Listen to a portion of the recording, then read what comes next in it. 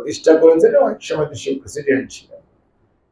এবং এই দেশকে সত্যিকার অর্থে আধুনিক বাংলাদেশ করার জন্য যে মানুষটি সবচেয়ে বেশি অবদান, তার নাম শহীদ রাষ্ট্রপতি জিয়াউর রহমান। আর যে দলটি উনি দিয়ে গেছেন, এটাকে বাংলাদেশের মানুষের কাছে আজকে সবচেয়ে জনপ্রিয় দলে রূপান্তরিত করেছেন দেশনেত্রী বেগম খালেদা জিয়া, যিনি গ্রামে গঞ্জে ঘুরে ঘুরে ঘুরে ঘুরে এই দলকে উনি আজকে জনগণের দলে রূপান্তরিত করেছেন, যার জন্য জনগণও কিন্তু ওনাকে ভালোবেসে 3 বার প্রধানমন্ত্রী করেছে। এবং উনি বিরোধী দলীয় নেত্রী হয়েছেন এবং উনি 23টি আসনে ইলেকশন করেছেন, কিন্তু আলহামদুলিল্লাহ জনগণ ওনাকে বিমুখ করে নাই। 23টি আসন থেকে উনি নির্বাচিত হয়েছেন, কখনো জনগণ ওনাকে অসম্মানিত করে নাই, যার জন্য উনি কিন্তু দেশ ছেড়ে যায় নাই, উনি কিন্তু এখনো আছে আলহামদুলিল্লাহ। আপনাদের সবার সহযোগিতা, সবার দোয়ায় উনি একটু অসুস্থ, ওনার জন্য সবাই দোয়া করবেন। এবং আমাদের ভারপ্রাপ্ত চেয়ারম্যান জনাব তারেক রহমান, যিনি এই দেশের মানুষের ভোটাধিকার ফেরত পাওয়া, গণতন্ত্র ফেরত পাওয়া, জনগণের অধিকার আদায়ের জন্য দীর্ঘ সময় ধরে লড়াই করছেন, জনগণকে ঐক্যবদ্ধ করেছেন। এবং যে মানুষটি আমাদের 31 দফার কাগজটা দিয়েছে ওনাদেরকে আজকে দিয়েছেন, আজকে দিয়েছে, আচ্ছা, ওটার মধ্যে দেখবেন যে উনি কিন্তু প্রথম 27 দফা রাষ্ট্র মেরামতের কর্মসূচি দিয়েছিল 2022 ডিসেম্বরে, এবং 23 জুলাই মাসে গণতন্ত্রগামী দল 31 দফা কর্মসূচি প্রণয়ন করেছে। এবং এটি কিন্তু আজকে আগামীর বাংলাদেশ কিভাবে চলবে, আগামীর বাংলাদেশে ব্যবসা বাণিজ্য, অর্থনীতি, সংবিধান, রাষ্ট্র, বিচার, স্বাস্থ্য, কৃষি, শিক্ষা, আমাদের কি বলে যে সমাজ ব্যবস্থা, সংস্কৃতি, কোনটা কিভাবে চলবে না চলবে, প্রত্যেকটা কিন্তু ওখানে লাইন বাই লাইন একটা ব্লুপ্রিন্ট দেওয়া আছে। এবং সেখানে সকলে মিলেমিশে দেশ পরিচালনা করার যে উদ্যোগ, অর্থাৎ রেইনবো নেশন বলতে আমরা উনি যেটা নিজেকে নিবেদিত করা, এটি যেহেতু আমাদের টার্গেট, এই কাজের সাথে যারা সম্পৃক্ত তাদের সবাইকে নিয়ে দেশ পরিচালনা করার যে উদ্যোগ, দেশ শাসন মানে মানুষের সেবা করার যে উদ্যোগ, that is the rainbow nation. সেখানে সবাই থাকবে, মানে আপনি নির্বাচনে বেশি সিট পেয়েছেন এজন্য আপনি যা বলবেন তাই হবে তা না। আপনি নির্বাচনের জন্য জনগণের রায় পেয়েছেন, দায়িত্ব পেয়েছেন, দ্যাটস ট্রু, কিন্তু দেয়ার আর সাম আদার পিপল, হয়তো আপনার সে কিছু কম ভোট পেয়েছে, কম সিট পেয়েছে, কিন্তু তাদেরকে যে আপনি বাদ দিবেন সেটা না, তাদেরকে ইনক্লুড করে দেশ পরিচালনা করার জন্য যে সমন্বিত উদ্যোগ, সেই জন্যই আজকে গতকালকে যে সনদ সিগনেচার হয়েছে দেখেছেন। আগে আজীবনকাল প্রেসিডেন্ট বা প্রধানমন্ত্রী থাকতে পারত, এখন কিন্তু আমরা আমাদের 31 দফাতেই বলেছি যে 2 টার্মের বেশি, আমরাই প্রথম বলেছি, বিএনপি জিয়াউর রহমান তারেক রহমানই প্রথম বলেছে 2 টার্মের বেশি কেউ থাকতে পারবে। আমরাই কিন্তু প্রথম বলেছি যে বিরোধী দল থেকে আপনাদের ডেপুটি স্পিকার হবে, ওখানেই কিন্তু প্রথম বলা আছে নিম্ন কক্ষ উচ্চ কক্ষ হবে। এগুলি কিন্তু বিএনপির প্রস্তাবনা, যেগুলো ডিসেম্বরে বলেছে, 22 ডিসেম্বরে, তারপরে 23 জুলাই, আর 5 আগস্ট 24 চলো সেই দিন।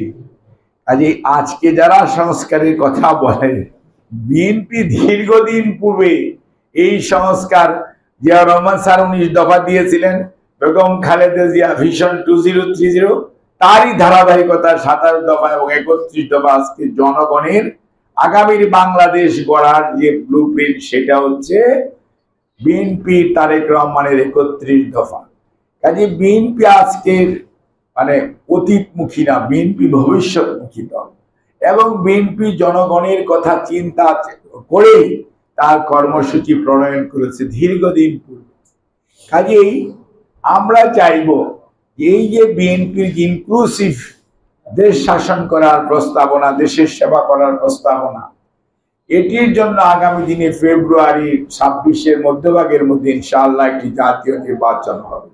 আপনারা দীর্ঘদিন যাবৎ অনেকে এখানে আছেন, 14-তে, 18-তে, 24-এ আপনাদের কোনো ভোটের দরকার পড়ে নাই, যেতেও হয় নাই, ভোট না গেলেও হয়েছে, আর কখনো কখনো রাত্রিবেলাও ভোট হয়ে গেছে। কাজেই এইগুলো বাংলাদেশে আগে কখনো ছিল না, আমরা এরকম এক্সপেরিয়েন্স ছিল না। কিন্তু এগুলো নতুন শিক্ষা আমরা পেয়েছি, কিন্তু এই শিক্ষা আমরা গ্রহণ করতে চাই না, এই শিক্ষা আমরা নিতে চাই না।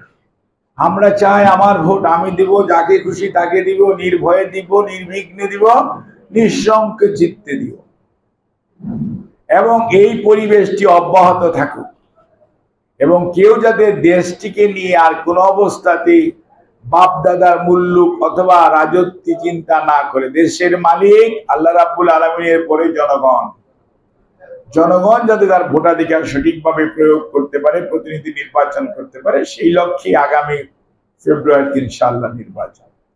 সেই নির্বাচনে আপনারা, আমরা যেহেতু একটি দল করি, আমরা আমাদের দলের মার্কা ধানের শীষ নিয়ে আমরা আপনাদের সামনে, আমাদের নেতা কর্মীরা আপনাদেরকে আমন্ত্রণ জানিয়েছে, আপনারা উপস্থিত হয়েছেন, সেজন্য আমরা অত্যন্ত কৃতজ্ঞ এবং আপনাদেরকে ধন্যবাদ জানাই যে আপনারা আপনাদের ব্যস্ত সময়ের মাঝে আমাদেরকে সময় দিয়ে আমাদেরকে কৃতার্থ করেছেন, কৃতজ্ঞতা পাশে আবদ্ধ করেছেন। সেজন্য দেশের পক্ষ, দলের পক্ষ থেকে, আমাদের নেতা তারেক রহমানের পক্ষ থেকে এবং খালেদা জিয়ার পক্ষ থেকে আপনাদেরকে কৃতজ্ঞতা জানাই, এবং আমার ব্যক্তিগত পক্ষ থেকে।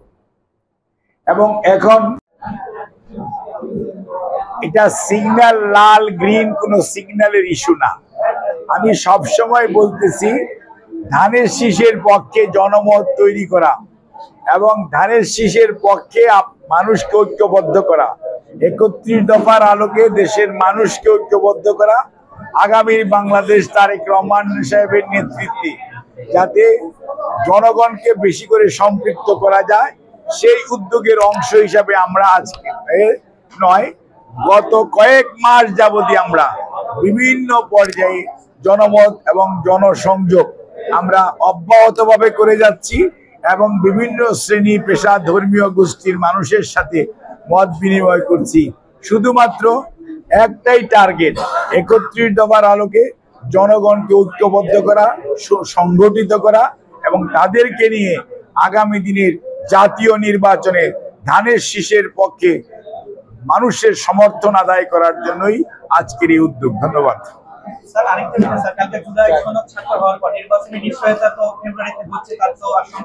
জুলাই সনদ একটি ইস্যু, নির্বাচন আরেকটি ইস্যু।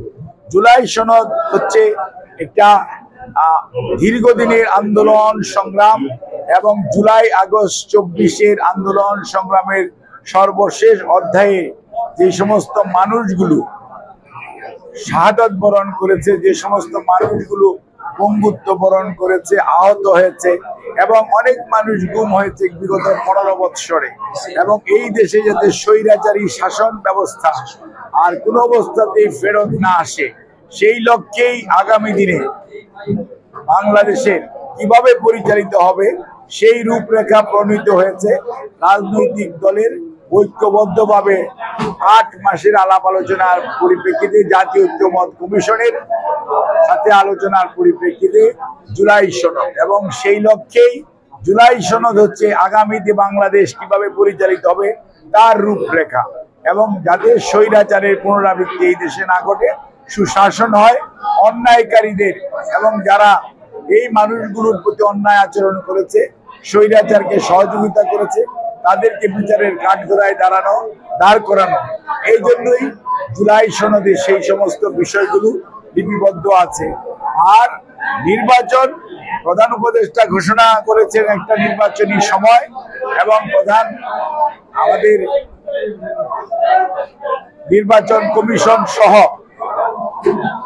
নির্বাচন কমিশন একটি রোডম্যাপ ঘোষণা করেছে, এবং আমরা খুবই আশাবাদী যে ২৬-এর মধ্য ফেব্রুয়ারির মধ্যেই জাতীয় নির্বাচনের যে তফসিল নির্বাচন কমিশন যথাযথ সময়ে ঘোষণা করবে বলে আশাবাদী আমরা।